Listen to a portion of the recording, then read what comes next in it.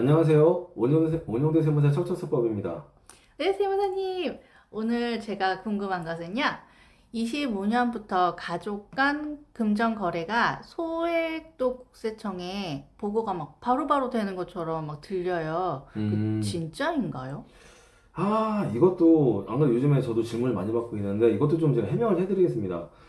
일단 개인 간에 제가 한번 처음 유튜브 처음 찍었을 때 상속세에서 처음 찍었을 때 아마 부모 자식 간의 이 금전 거래에 대해서 잠깐 말씀드린 게 있는데 좀 그거는 부족한 것 같아서 제가 좀 더 심도있게 설명을 드릴게요. 이번에 심도있게 설명을 드릴게요. 자, 먼저 개인 간의 금전거래는요, 국세청에서 마음대로 못 봅니다. 못 봐요.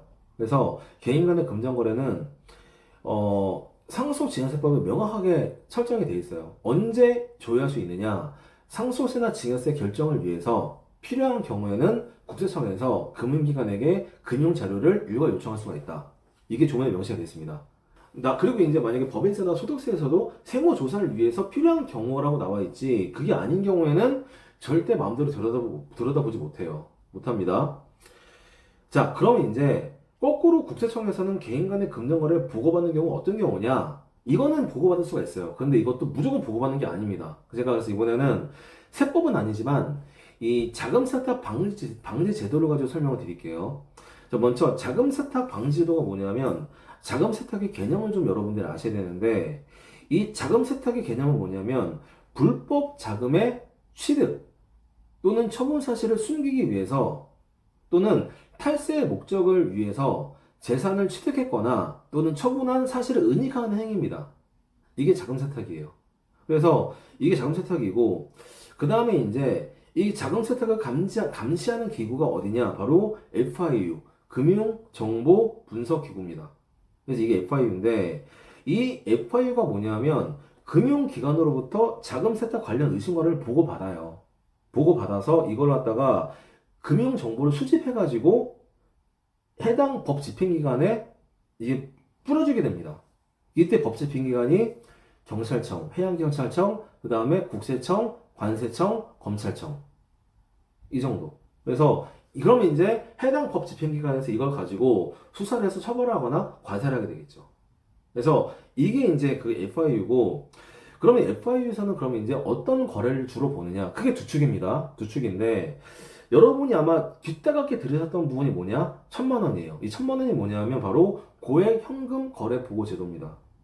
고액 현금 거래 보고 제도는 무조건 1,000만 원을 거래할 때 뭐 이게 법 집행기관 보고하느냐 그게 아니라 금융기관이 일정 금액 이상의 현금 거래 제도를 갖다가 보고하도록 한 게 바로 FIU예요.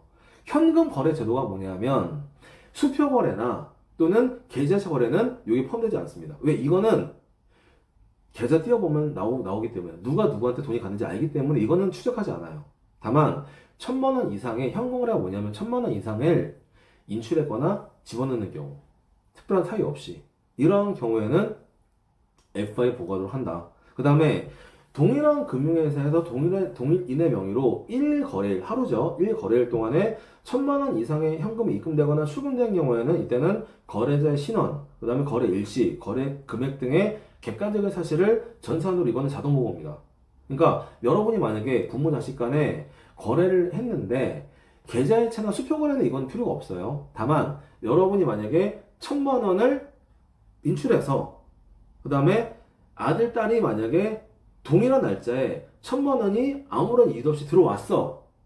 이건 FI에서 보고가 되겠죠. 됐죠? 그래서 이게 이제 들어온 거고, 그러면 이제 FIU에서 이 자금 거래를 보고했다고 해서 무조건 법 집행기관에서 조사하느냐? 그건 아닙니다. 보고는 보고일 뿐이고 조사는 별개의 차원이에요. 그 다음에 이건 이렇게 하는 목적이 뭐냐면 불법 자금의 유출입 또는 자금 세탁이 의심되는 비정상적인 금융거래를 보고를 하면은 각 법 집행기관에서 알아서 판단해라, 자체 판단하라 그런 얘기입니다. 이게 하나가 있고 그 다음에 이제 많은 유튜버들이 뭐라고 말하냐면은 1,000만 원 이하라도 보고한다고 나와 있는데 이게 뭐냐면은 의심거래 보고제도입니다. 그러니까 FIU가 크게 두 축이 있는데 첫 번째가 뭐냐면 고액 현금 보고제도, 두 번째가 의심거래 보고제도예요. 그래서 1,000만 원 이상은 고액 현금 보고제도로 보고를 하고 1,000만 원 이하라고 하더라도 만약에 특정한 이 근거가 있으면은 의심 거래로 보고하도록 되어 있습니다. 그래서 의심 보고 제도는 뭐냐면 금융회사 등이 금융거래와 관련하여 수수한 재산이 불법 재산이라고 의심된 합당한 근거가 있거나 또는 금융거래 상대방이 자금 세탁 행위나 또는 공중협박 자금 조달 행위 이게 뭘까요? 보이스피싱이죠. 그래서 이런 게 있다고 의심되는 근거가 있는 경우에는 보고하도록 되어 있습니다. 그래서 여러분들이 이 FIU에서 고액 현금 거래 제도나 또는 의심거래 보호 제도는 기본적으로는 자금 세탁이나 또는 이 지하 자금, 그 다음에 보이스피싱 얘네들을 잡기 위해서 들어온 제도입니다. 여러분들 뭐 자금 세탁이나 뭐 보이스피싱이나 불법 이 그 자금 세탁 갖다가 1,000만 원, 2,000만 원 할 것 같아요? 안 그럽니다. 얘네들 같은 경우에는 하게 되면 보통 대부분은 몇십억 원대, 몇억 원대로 하기 때문에 이 큰 단위 금액이 원칙이다. 다만 개인 사업자의 경우는 이런 경우는 있어요. 개인 사업자의 경우에는 고액 현금 거래 정보를 이제 그 고액 현금 거래 보고 제도를 피하기 위해서 현금 매출하고 나서 매일매일 뭐 600만 원, 700만 원, 500만 원씩 해서 이 ATM기에 입금하는 사업자들이 있습니다. 그러니까 사업자들이 보통 사업을 하면은 정당하게 거래했으면은 카드 결제 대금으로 들어오거나 또는 자기 사업용 계좌로 들어와야 되는데 이 사업자들이 별 일도 아닌데 별 사유도 없는데 ATM으로 계속 매일매일 돈이 들어온다. 그럼 어떻게 되겠어요? 이때는 의심거래로 보고하게 돼 있습니다. 아마도 이 사업자는 탈세 목적으로 현금 매출을 갖다가 일으킨 다음에 신고하지 않고 현금을 집어넣고 있구나. 그래서 이럴 때 보고해가지고 FIU에서 국세청으로 보고하는 경우는 있으나 뭐 간혹 가다가 아빠 엄마가 뭐 딸한테 뭐 딸내미한테 뭐 200만 원, 300만 원 뭐 주는 거 이거 갖다가 보고하는 경우는 거의 없습니다. 이거는. 그래서 이건 여러분들이 명확하게 구분을 하셔야 됩니다. 그래서 이제 이걸 갖다가 이제 좀 정리를 해드리면은 FIU에 대한 정보는 기본적으로는 불법 거래나 자금 세탁 행위 또는 보이스피싱 관련된 행위에 대해서 집중을 한다. 그리고 사업자들 중에서는 탈세 목적으로 매출을 갖다가 은닉하고 그 다음에 이 그 탈세된 매출액을 누락한 매출액을 현금으로 자기 계좌에 입금하는 경우에 때는 의심을 한다. 그럼 이게 이제 확대 해석을 하면은 만약에 증여세를 피하기 위해서 뭐 자식들한테 뭐 잘라가지고 현금으로 갖다가 매달 얼마씩 준다. 이거는 문제될 수 있어요. 하지만 이거는 잘 보셔야 되는 게 제가 한번 설명드렸었죠. 이게 생활비로 쓸 것이냐, 교육비로 쓸 것이냐, 또는 이게 아니면은 무슨 별도의 지원금이냐, 이거는 입증을 갖다 누가 해야 될까요? 납세자를 해야 되겠죠.